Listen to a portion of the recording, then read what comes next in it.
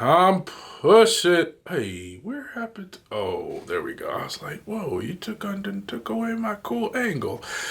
Alrighty. Push it real good.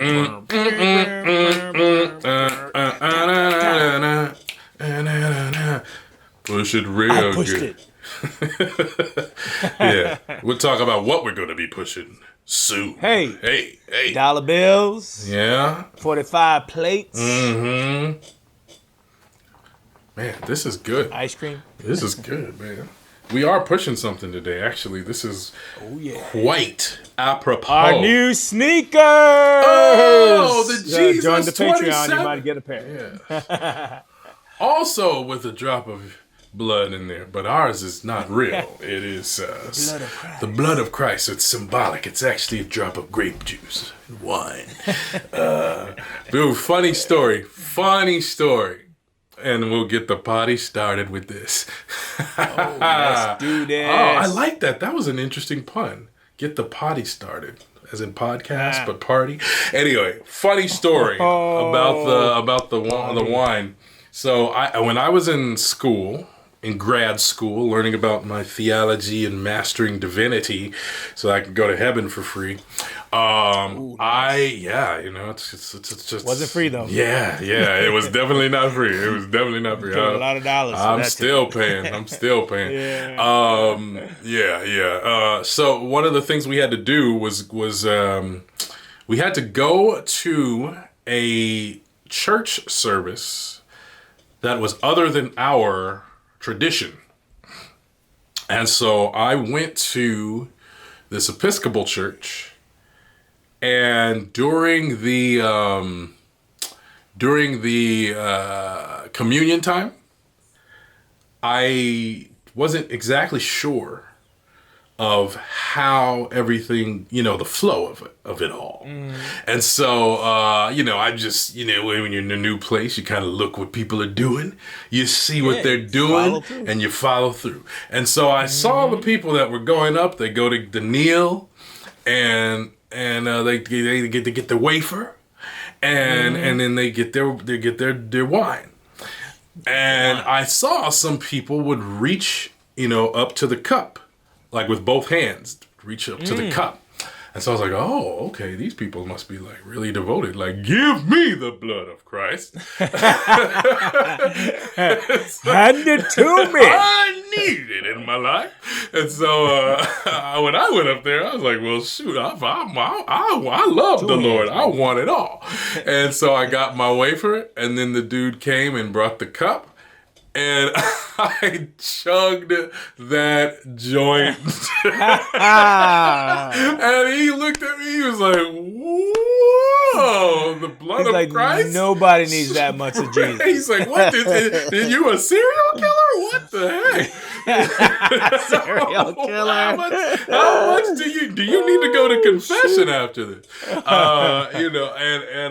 then I realized, because my friend that was with me was like, whoa, you took that to the head. I was like, well, I thought that was, devotion. And then when I read for the liturgical service, they have a script.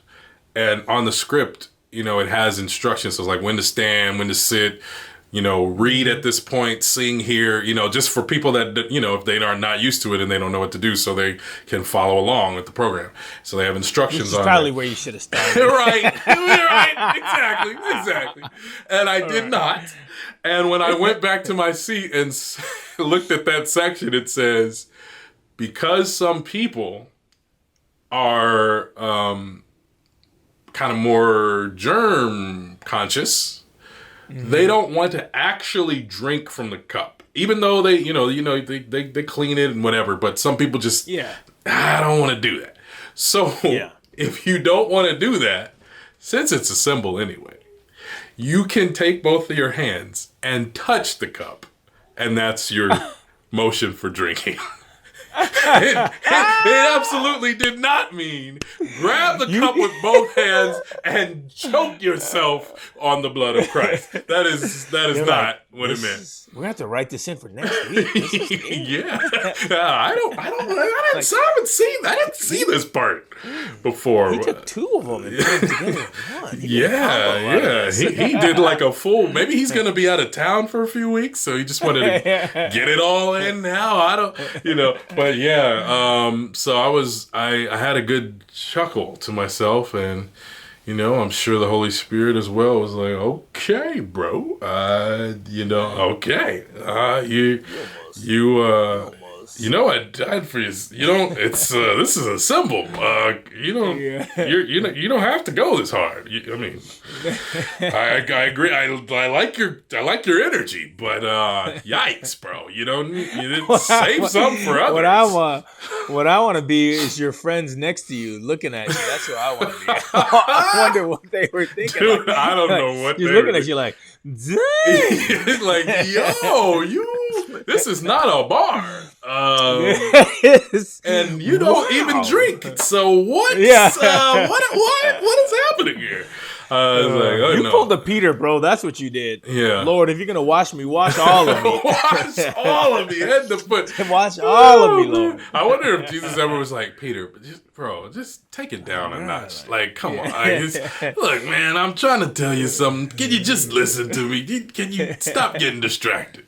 Everyone may turn away, but not me, Lord. I shall never leave your side. Shut up, Peter. I am talking right now.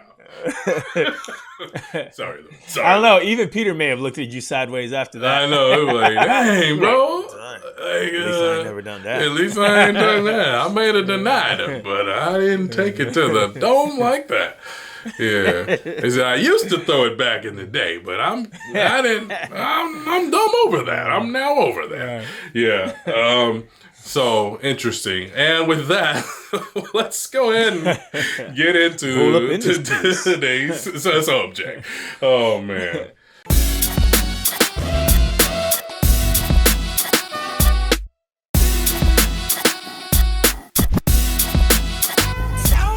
Welcome to the Urban Prophets Podcast. What's up? Welcome, everybody. R&B runs. Yeah. Today, we are glad to talk to you. We are glad. We're going to start with our check-in. How does thy life, brother Taimi, of the Icky? I mean, so there's a lot going on. Mm-hmm. So, there's a lot of big projects coming up that I'm trying to push through to June. And I'm trying my best to make sure I take care of my mental health. So I'm getting out to walk between every 1,000 Zoom meetings that I have every day. I'm trying to get out to take just a walk in the sun, take a block or two. I bought wanna walk in the sun. Yeah. And I bought a under the desk treadmill. So you did mention pretty much all day long. And I got my hair braided down, so it feels good to have cornrows again. It's been since probably 2002. And finally, it's been a while. When the brat was out, yeah. When the brat was out. Wow. Yeah. Crisscross was still crisscrossing. Yeah. They make it jump. They were not. Their clothes were still backwards. Yeah. Yep. And then and finally, I got approved by the institution I work for to start my doctoral program. They're going to assist in that joint. Ooh, hallelujah. So that I'm not in poverty. Yes. So I can get started as soon as the fall and up into like the spring. Shabam, bam. That's going to be dope. Yeah, man. I can't wait to hear what you're learning. Mm-hmm. So that I can also get that degree vicariously through you. But look, guys, I don't need to pay for anything. Let me just tell you what I know. Yeah. Just tell you what I know. Y'all can just verify and stamp it. Here you go. Here we go. But I have since then, like the last couple of days, I've been looking into the ethics program over at Claremont. They're right now currently on hold, but they might open up. And so if I can go into that and do ethics, that would be the route. Which is a switch. because over at Fuller it's a D-Min, but over at Claremont it would be a PhD because of the topic titles. Yeah. So. No, that's good. Yeah. That's good, man. Get them letters. Get them letters. Because I'm not doing enough things, Donovan. All the extra time. I figure I just throw, Yeah, stop being a slacker. Yeah, because I'm slacking, Yeah. I'm not using up that last 2.5 hours of the 24. That's right. I'm just sleeping during that time. Yeah, who needs that? Sleep when you're dead. Yeah. Sleep when you're dead. Sleeping in the lounge. Yes. How you doing, man? Dude, I'm good, man. My family, everybody except for me is in school. So they're back on that grind. The kids are about to actually go back to in-person school for 2 days out of the week. This is crazy. This is my my youngest. This is her first year of school, so it's crazy. Almost at the end of her first year of school will be her first day going to school. That'll be an interesting thing she could tell her grandchildren many years later. So yeah, there's that. And I have started. So I think I said before about how I got finally fully registered at the Dondeez ministry business. Yes. And I'm starting to get these these things in the mail that they send to businesses, which I am learning. They try to make it look real official, like it's some bill that you gotta actually pay to them, and it's like, oh no, we're actually a service that offers this if you want it. And I'm like, really? Because you got due dates, and I need to reach you by this time, and federal law requires X, Y, and Z, and there's that poster that you're supposed to post up for if you have employees, and I'm like, I don't have any employees. They're like, oh well, we're not really an official agency. We're just telling. They try to get you if you want it. I know that group. Yeah, I know that group. I'm like, man, y'all, man. They act like you have to get it from them, like it's super required from them. Right. And then I really knew it was fake because I got it from my other company, and the other company was cheaper. I was like, oh, so this is not a standard California pricing that we have. And I was like, I don't need it anyway because I don't have no employees. So well, unless you employ your children and your wife and get some tax credits for that at the end of the year. Yeah, that's true. Well. I didn't need to know that. I do need. Maybe I should consider that because they will be working for me for sure. Give them any allowance, tax that baby. Yeah. I should figure that out. So it's good. It's like there's a lot to do, but it's like exciting stress. It's like stress. Like that you're okay to have because it's for something that you want to get pumping out. So so everybody listening to this, it's worth the stress. Yeah. Pray for the success of that situation. So that's what's going on with me, man. Let's get into this topic. Let's go for it, man. Today's topic is where is the love? And this is not the not that one. This is the other one, the newer one. The people killing, people dying, children hurting, hear them crying. Yeah, that one. It's interesting how those are actually two different forms of love, actually. But it's still the same in some regards as well. So right after our commercial break, we're going to come back and we're going to get into this topic, baby. We'll be right back. And we're back. It was so it was so long, but you guys are gonna know how to start your own podcast, and that's good because you got to get things going. You got to. We're gonna get into this topic right now, which is where is the love? And if you're looking at my screen, you can see the love on the graffiti back behind me, but that's just a word. Well, we want to get into the situation of it all, okay? And I don't know. It depends on. I don't know if you was thinking about the old school soul ballad, or if you were thinking of the newer. It's still old, but it's newer. It is. Black Eyed Peas. That's still pretty old, but it was newer than Where Is Love? And I want to refresh us with the chorus that was sang by JT.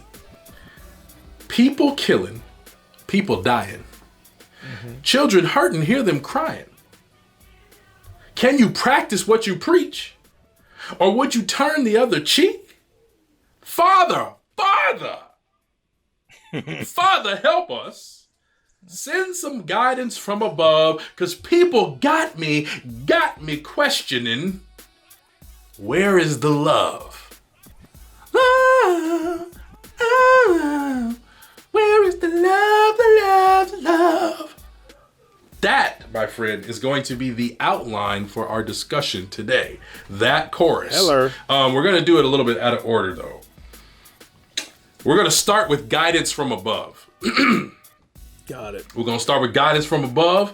I want to give some definitions, and I would like to know if you concur with this definition. One from the dictionary that I liked says that love is defined as an intense feeling of deep affection. Would you agree? Yes, partially that is what it is. Okay, yeah, okay. Well, yeah, I know. Okay, whatever we say, it's never going to be exhaustive. It's not going to be exhaustive for sure. But would you agree that is in the range, in the scope of defining love? Or would you be like, that's off? No, it's not off. It's not definitely off. Not. Okay, it's in there. It's in there. It's in the ballpark, absolutely. Yeah, an intense feeling of deep affection. If we were only to go on that, I think that even that within itself is an indictment to our main group of folks that we think should be leading in the love area, which is Christians. I think even that one is an indictment. We'll get into that in a minute. But so there's that dictionary definition, and then you can, there's others. I wanted to go into a scriptural one as well. And this is one that many people know. And we're going to go through kind of an exercise with it. I'm going to read it as is written. And then I want to go back through it doing one little thing. That you may be familiar with this exercise or not. But here it is. 1 Corinthians 13, the love chapter. Verses 4 through 8 is where they go through that list. Love is patient. Love is kind. It does not envy. It does not boast. It is not proud. It does not dishonor others. It is not self-seeking. It is not easily angered. It keeps no record of wrongs. Love does not delight in evil, but rejoices with the truth. It always protects, always trusts, always hopes, always perseveres. Love never fails. And then this is the part people leave out that they really need to actually add in there, which is the end of that very same verse where it says love never fails. He says, but where there are prophecies, they will cease. Where there are tongues, they will be stilled. Where there is knowledge, it will pass away. But love remains the same, right? Where do we fall short? This is my question. All right. So, I actually might want to add even one other verse in there, maybe also verse 9, because I think that is also important as well. Let me just make sure.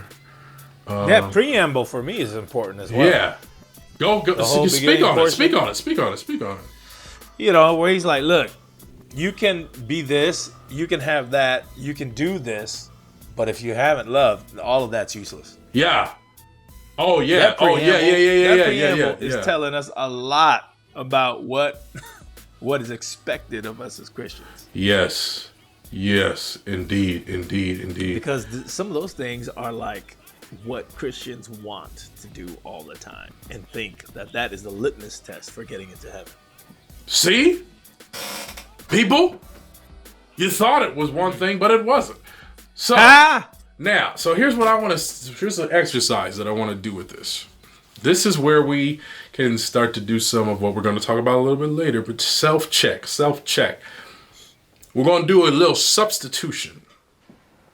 You're going to substitute the word love for your name. Ooh. For example, love is patient. Donovan is patient. That's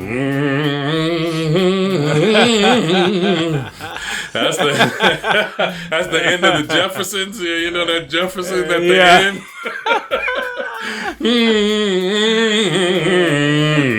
You know that deep bro down in the basement, like, whoo, has cut you deep. Man, your soul almost like, whoa, let me dodge that knife. Whoa, you almost got me. Yeah. I'm feeling a little prick there. So yeah, go through that list again. I'm gonna read it again, and in your mind, those, as you're listening, put your name in there. So, love is patient. Love is kind. It. You can also substitute the it for your name. It does not envy.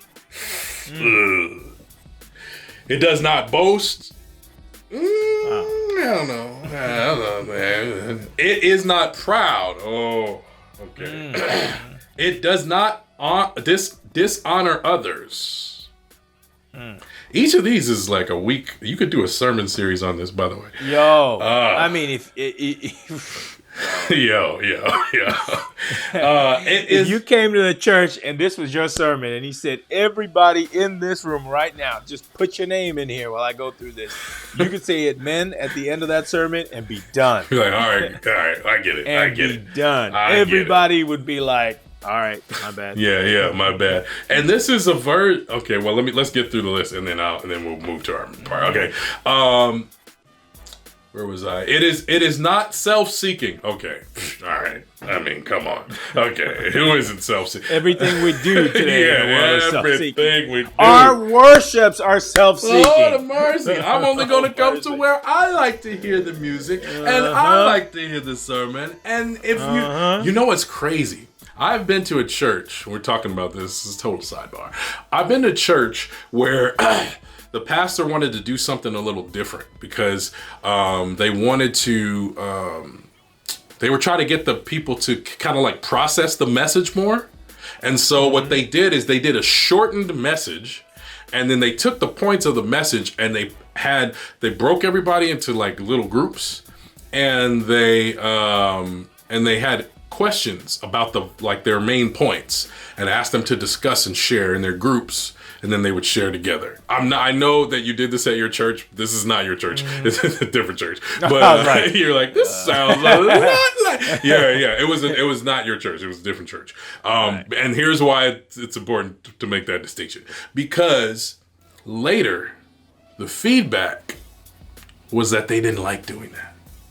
They didn't find it. Oh no, this was my church then.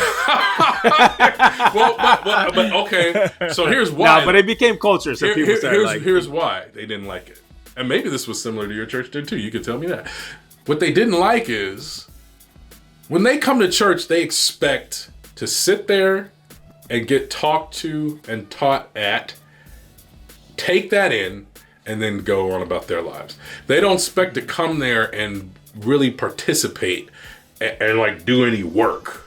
They just expect to basically just be a consumer and then go on. Like, okay, I got my stuff, and then I'm good. And I'm like, is that what church is about? That's absolutely self-seeking. Self-seeking, baby. Yeah. Was that part of your feedback when you first started that? I got a couple feedbacks from a couple of the members. Shout out to my parents. I'm not gonna say who it is. My parents.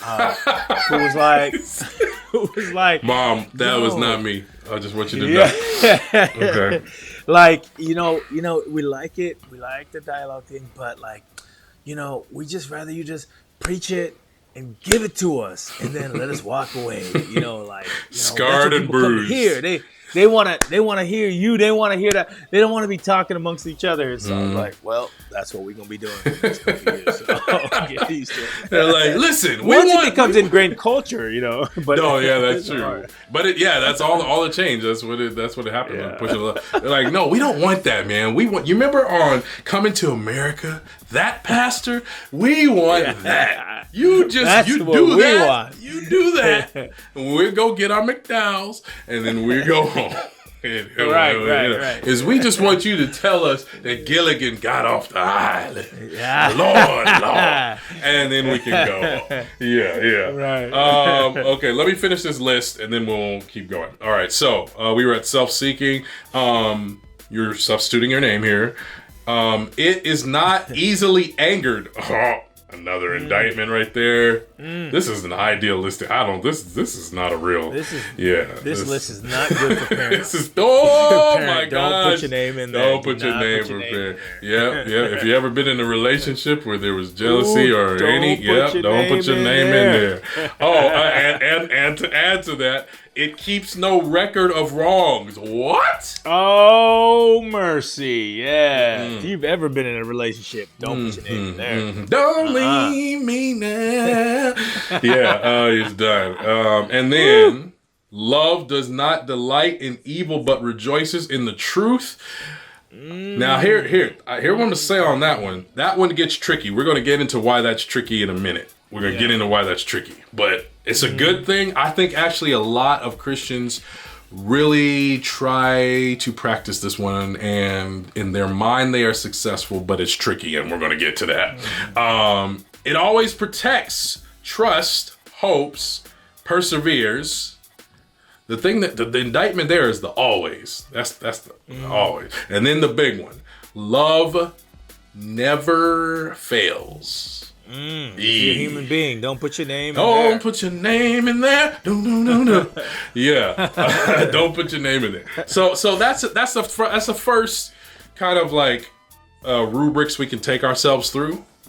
I think on all counts, the dictionary definition and the scriptural layout, if you needed a list, those things both indict us. And we can look at it. I mean, look, positively, you don't look at it as indictments. You look at it as motivation to inspire you. This is where we aspire to go. So let's keep it positive. This is where we want to go. We know we're not there yet. So let's talk about one of the ways where we fall short. And if you have something, jump right in, because I'm just kind of going. Where we fall short, let's get some good insight here. Love versus conviction to tell someone, air quotes here, the truth according to one's belief. This is one of the areas. I really want to get, you jump in. So I shared that, put this post up, about the Lil Nas X Satan shoe and his response after his video and all that stuff, right? And I said, Christians need to lead with love. I think he might have had a different experience if Christians would have led with love. I got a whole bunch of comments back that was like, hey, man, brother, yes, lead with love. Yes, bro. And then there's always that comment that says, and it was, I'm paraphrasing it a little bit here, but it basically said, we can how do you say it? Be loving. Well, he says dude, where did I just had it here? He said, oh yeah. We can lead with love, but we cannot sacrifice the truth. Now, so here's my question to you. When somebody says, we can lead with love, but we cannot sacrifice the truth, what does that mean to you? Like, what do you think they're getting at there? It basically means I'm not going to use love. That's basically what it means. It means I got something I got to tell you. That's basically what it means. That's like, I don't mean to be rude, but I'm about to be rude. Yeah. I don't mean to offend you, but I really don't actually care. I just got to say. Right. I'm not racist, but here we go. Or this isn't racist, but. Right. My personal belief is to leading with love is always the most truthful thing to do. It's always the most truthful thing to do. If you do it in love, yeah.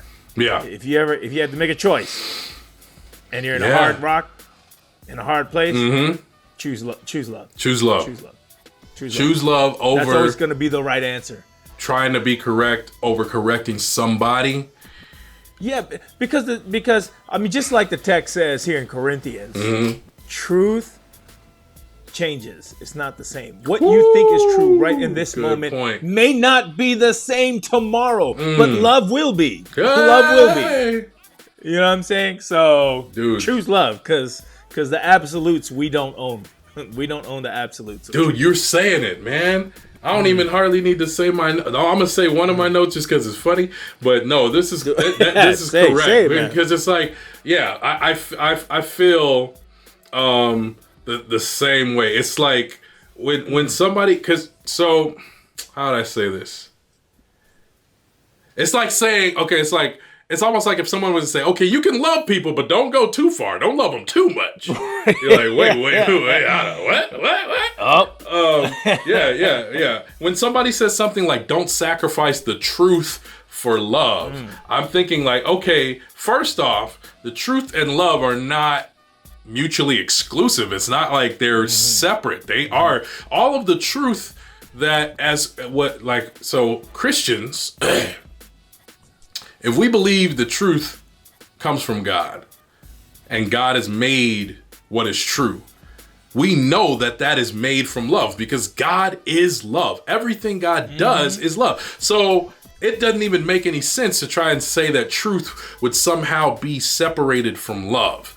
So that's the first thing. I was like, those things go hand in hand. They are not ever apart.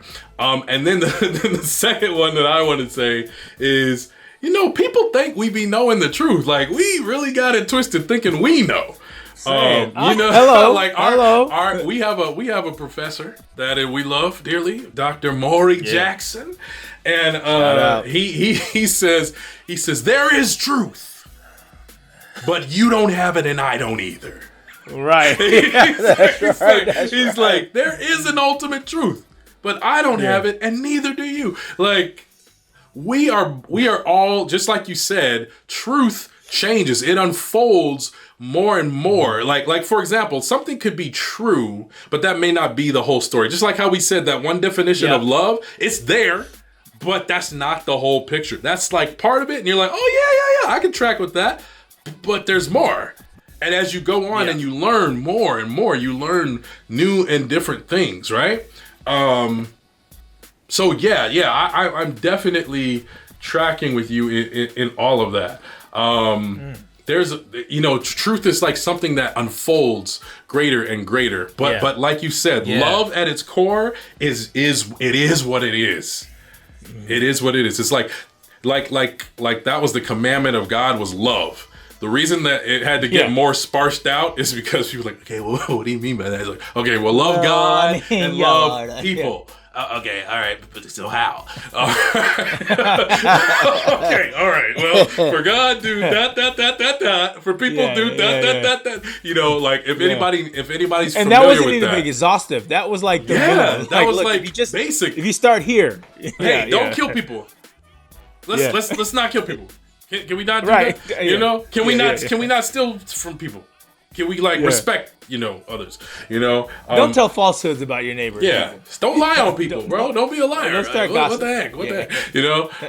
So if anybody want to know, we're referencing the 10 Commandments. So if you're kind of not familiar, if you missed it, because some people ain't in the church and they may not know. So the 10 Commandments, but yeah, that's the basics, and people start getting so caught up in the basics that they start thinking that's the thing. To the next level. Yeah. Or they don't even...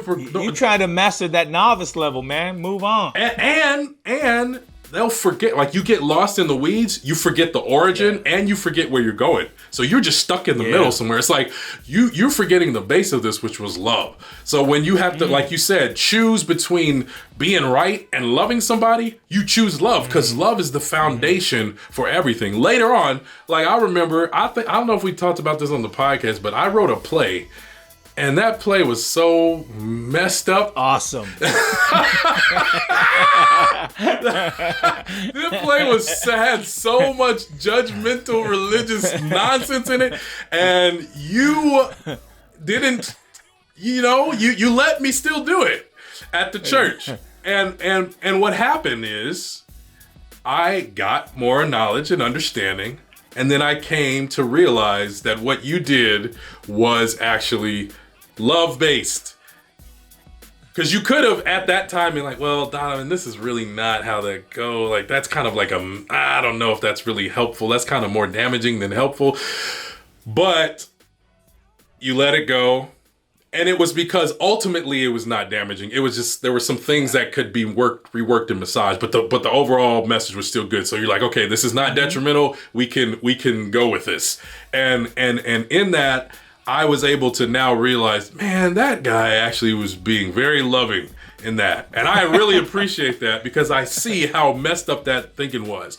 And I think that is the same thing that happens with people. I mean, there are like, I remember like Oprah Winfrey did she did an interview with this guy who used to be, I don't know if he was a Klan member or he was like a skinhead, but he changed.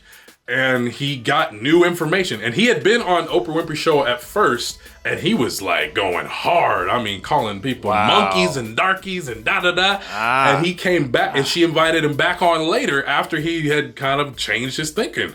And then she had an interview. It's like, dude, you give people the space to do that. When they actually make that transformation, they're going to remember...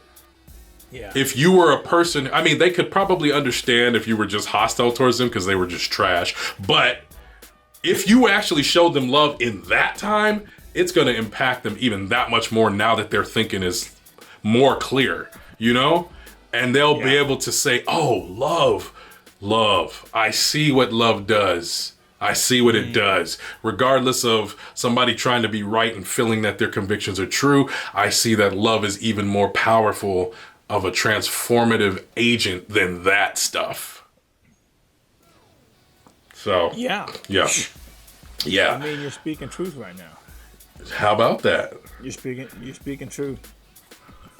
You think about God in the long run, in the cosmic picture. Mm-hmm. If you made a judgment call right now, today, on any particular people group, mm-hmm. and you chose to be loving towards them. And then in 15 years from now, you realize, oh, well, they are bad people. They really were trash that whole time. Or they are choosing to do bad. Mm-hmm. And then you meet God down the road. I don't think God is going to be mad at you because you chose love. Yeah. Now, if you chose to treat a group of people a certain way, and in 10 years from now, you found out, oh, snap, we shouldn't have treated them like that. And then you meet God on the other side mm-hmm. of the cosmic discussion. I don't think he's going to be very happy with you. He'd be like, bro, what the heck? Yeah. So at minimum, you're not going to lose if you just choose love as your compass for how you treat human beings, people groups, others. Yeah. Because I think at the end of the day, at minimum, God's going to be like, you chose correctly. Yeah. At maximum, you might have saved lives. You might have helped equality. You might have protected people that needed to be protected. True. So consider that. Dude, yes. So here's one last, well, not one last, but here's in our guidance from above section. I want look at this story that you find about Jesus, and he's teaching. This story is found in, where is this story found? Hold on, let me find it now. Story. It is found in Luke. Wow, I'm reading it and still said it wrong. I just really wanted to say Luke, I guess. John, the book of John. This is in the Bible, the Christian Bible.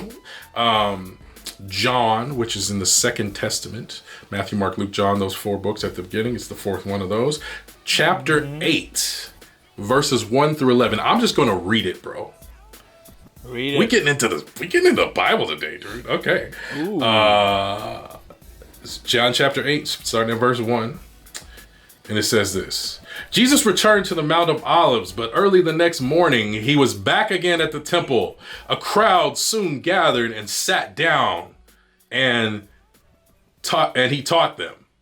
As he was speaking, the teachers of religious law and the Pharisees, other religious leaders, brought a woman who had been caught in the act of adultery. They put her in front of the crowd. "Teacher," they said to Jesus, "this woman was caught in the very act of adultery. The law of Moses says to stone her. What do you say?" They were trying to trap him into saying something that they could use against him, but Jesus stooped down and wrote in the dust with his finger. They kept demanding an answer. So he stood up again and said, "All right, but let the one who has never sinned throw the first stone." Then he stooped down again and wrote in the dust. When the accusers heard this, they slipped away one by one, beginning with the oldest, until only Jesus was left in the middle of the crowd with the woman. Then Jesus stood up again and said to the woman, "Where are your accusers? Didn't any one of them condemn you? Didn't even one of them condemn you?" "No, Lord," she said. And Jesus said, "Neither do I. Go and sin no more." Guidance from above. I think there is an example of love in action. So much in here. There is so much in there. So much packed in Go ahead. Wow. Just jump into some of it, bro. Oh, man, I don't even know where we should begin. Wow, I like that little. I like that little random fact, or this that John points out that the oldest left first. Yeah, I don't know right. if that has any cultural ties, but I don't know, man. Maybe just the older you are, the better you know yourself. You know how you young, you think you got things. We're gonna be perfect. We can do this. Old folk be like, "Nah, I live in us." Nah, I know what he's First getting thing at. Jesus wrote, brother was like, "Oh yeah, I'm out." I got to do some taxes. Yes. I need to go wash my laundry. Think they can do this? Yeah. My linens is dirty. Let me fold. Let me get on it. Yeah. That idealism that young people have is beautiful. It's admirable. It's powerful, and it can be dangerous. And that's where we see a lot of rise from individuals who are very absolute about life. The older you get, the less absolute you are, because you realize life is way more colorful. You try to live absolutes, but as the older you get, and the more life you live, the more you realize, it's not exactly, how you would spell it out. But yeah, there's so much here in this story, man. When Jesus says to her, "Go and sin no more," just after he had pronounced, "Neither do I condemn you." In other words, what Jesus is saying is, first of all, because people jump to that and say, "See, he told her, he said, don't do it again." But in reality, what he said, professed just before that moment is, "I don't see your sin." So when he sends her away and says sin no more, it's not that he's basing it on what she's done in her past, because he's not condemning her for that. I don't think anybody realizes that. Jesus is not condemning her. He's like, "Neither do I. I do not condemn you. These other people don't have the right." And the only person who had the right to condemn her was the person who was perfect, who happened to be Jesus. Whew. Mercy. And he was like, "Nah." He's like, "Nah. I'm not condemning you." So when he says go sin no more, he's in that context not telling her what people have often used that text to say to human beings. Oh, dude, it's good. What do we do? What do we do, Donovan? There's so much there. Well, here's some of the background that I've heard, and I can't remember where, so don't quote me. But Too late. Okay, all right. So some of the background of that story, and this is where we start getting past just the religious part of it. This is where we start looking at the shadiness of humanity, right? You see this in government. You see this in any type of situation where people are trying to move against somebody. These dudes were the ones in power in their society.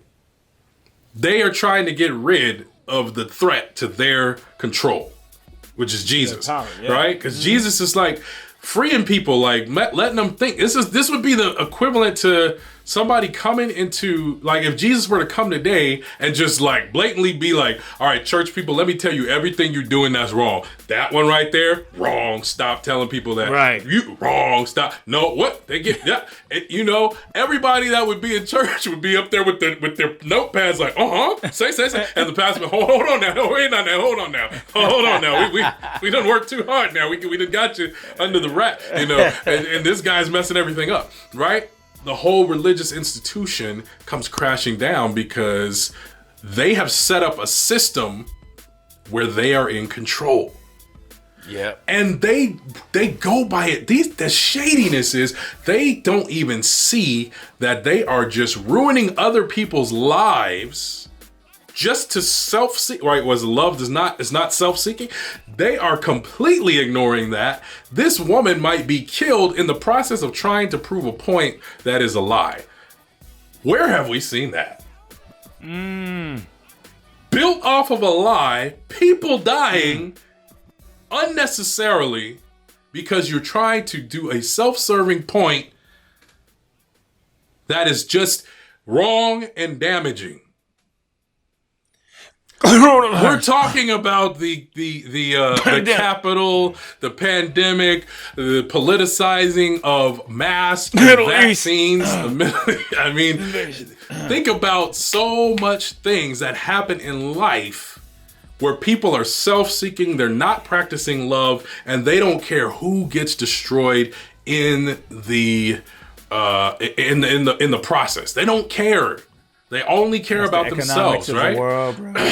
Yeah, absolutely. That's like the difference between, like, okay, I'm a Democrat, I'm a Republican, but I'm just a regular person, and that's the party I identify with, and me trying to live life, versus I'm the official in the Congress leading out in things, and I am really more engaged in these political maneuvers and things, as opposed to actually living for the people and doing what's best for the people. I don't really care what happens to the people as long as I'm getting my agenda across. That is not the practice of love. And what's crazy is when you see people that do seem to be more exemplifying, I do care about the people, I really want to fight for what I believe is actually good for the people. Those people have a lot less success. Oh yeah. Because that's just not the way. Because it's countercultural to the economy of the world. Yeah. It's counterintuitive to selfishness. So there's a lot to think about there. There's all kinds of shit. You know, they didn't bring the guy that was part of the situation, who, by the way, I've heard his backstory on this where I say, don't quote me. The guy was supposedly this dude, Simon, who was a Pharisee himself, another church leader that was one of the homies of this dude's. Like, yeah, we caught this woman. Yeah, she was doing it with our guy. What's the dude's name? Gates? You know, I mean, like, they got all these. It's like, yeah, this we're gonna point out this injustice. Forget that it's our friend that's doing it, but there was injustice, and here's the person that's gonna take all the damage and blame for it. So just only focus on this, and don't worry about any of the other hypocrisy that's going on with that. Jesus had healed this dude from leprosy. I don't know if you've ever heard that backstory. But this guy, Simon, was a leper. Jesus healed him. He was well. He goes and is part of this plot to trick the lady. They catch the lady, take the lady. Simon chilling back in his spot. Connects to another story. And look, these are, you know, like I said, I don't quote me. These are, I don't know all the research that went into behind this, but this is one story that I hear. So if it is true, it's interesting. If it's not, we'll just throw it out because it's okay. And we'll figure out what the real thing is. But it's also connected to you know, some of the commentaries say when Jesus goes to his house, Simon the leper, who was healed of leprosy, goes to his house to eat, chill out. This is the woman that comes with the alabaster box and breaks it on Jesus's feet, cries or whatever. And so when they're like, send her away, it's not just